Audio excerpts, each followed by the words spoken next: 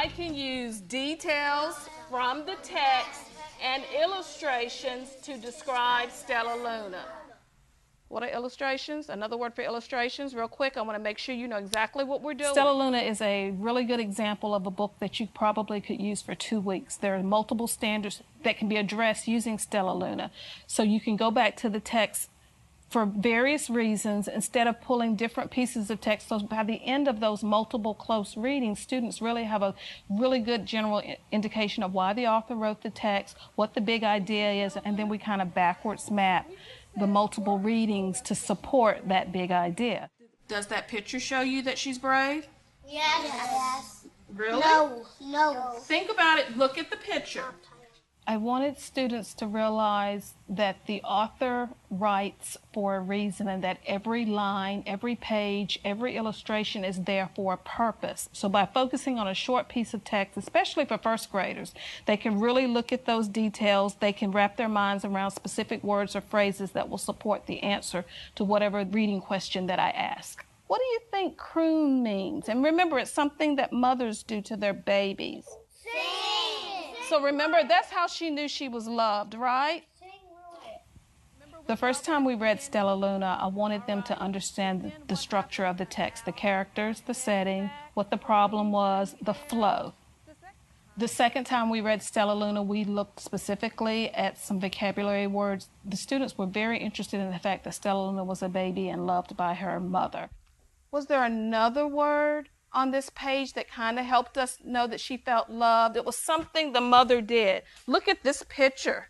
There's a hint here. As adults, we do not do all that pre-reading or pre-looking at vocabulary before we start a text. So by making sure that when we start the text that we address vocabulary as it comes up, as it impacts the comprehension of the text, students can do it within context and it's more meaningful for them instead of doing it in an isolated way. The third reading, we continued with looking at character traits and looking for evidence from the pictures as well as the text.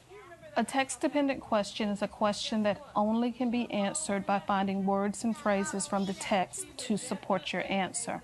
And today they learned that a text-dependent question also can be answered using the illustrations. So if a student can answer a question without even going back to the text, it's not a text-dependent question.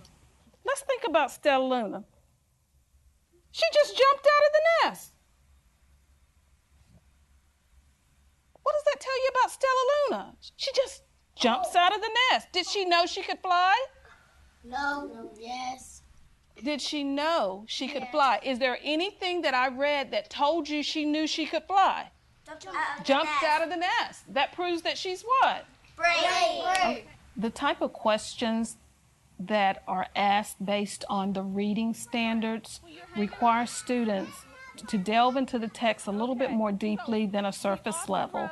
For example, they're no longer just identifying character traits. They're looking at what are the actions and the words and the pieces of text that proves that a character is a particular character trait. I wanted them to talk to each other about that piece of evidence that they found that could determine whether Stellaluna was clumsy or whether she was brave, and have them actually start to form an opinion where they could justify it with specific pieces of evidence from the text. She tried it and then it didn't work. It didn't work. And she got a little more clumsy. No, it doesn't matter. At least she still landed on the branch. She's brave. She jumped out of the nest, and she tried it. She tried. She tried to what? Jump out the nest. Try to be like everybody else. We're preparing our students for career and college readiness even in first grade. Close reading is just one of the strategies that you can use to help students access text and understand what the author is trying to say.